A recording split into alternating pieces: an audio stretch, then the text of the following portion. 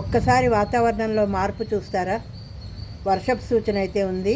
వర్షం పడుతుందో ఏంటో. మేఘాలు నల్లగా మూసాయి. రండి చూద్దురు. ఇంతసేపు మండు టెండండి, పుచ్చ పువ్వు లాంటి ఎండ. ఒక్కసారి వాతావరణంలో మార్పు కనిపించింది. నల్లని కారు మబ్బులు మొదలయ్యాయి. అప్పటిదాకా వర్షం ఏం లేదు ఇంకా ఇప్పటిదాకా. మరి ఈ మబ్బులు వర్షంలాగా మొదలవుతుందా అన్నది చూడాలి. ఎందుకంటే చక్కగా ఉరుములు మెరుపులతో పిడుగులతో వాతావరణం అయితే బాగా చల్లబడిపోయింది. చూశారు కదా, ఉరుములు మెరుపులు మొదలయ్యాయి. వర్షం ఎంత దాకా పడుతుంది అన్నది చూడాలి.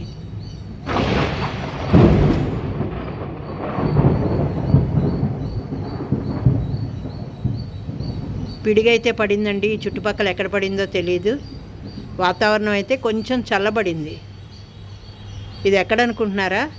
శ్రీకాకుళంలో. మెరుపులు వస్తున్నాయి, పిడుగులు పడుతున్నాయి. బాగుంది వాతావరణం. చూద్దాం ఎంత దాకా వర్షం పడుతుంది అన్నది. వర్షం అయితే మొదలైందండి. సన్నటి జల్లు, అంటే బయటకు వెళ్తే మనం తడిసేటట్టు.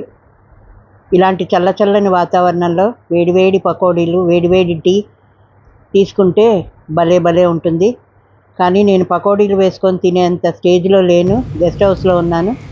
అందుకే ఇప్పుడు వేడివేడి టీ కలుపుకొని అందులో బిస్కెట్ ముంచుకొని తింటే ఆ ఆనందమే వేరు.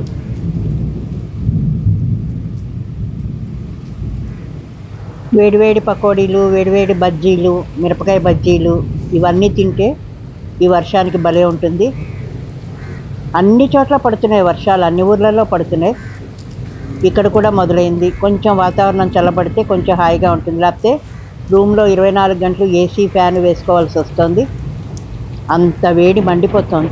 ఇంకా టీ కలుపుకోవడానికి అయితే నేను రెడీ అయిపోయాను. టీ కలుపుకొని వేడివేడి టీలో బిస్కెట్ ముంచుకొని చక్కగా తిన్నాం. ఇది ఈరోజు వీడియో. వాతావరణంలో మార్పులు మీకు చూపించాను. వేడి టీ అలా మరుగుతున్న టీలో గ్లాస్లో పోసుకొని చక్కగా బిస్కెట్ ముంచుకొని తింటే భలే ఉంది. ఎంతమంది ఇలా టీ బిస్కెట్ తింటారో కామెంట్ రూపంలో తెలియచేయండి. పకోడీలు ఎంతమంది తిన్నారు, బజ్జీలు ఎంతమంది తిన్నారు అన్నది తెలియచేయండి.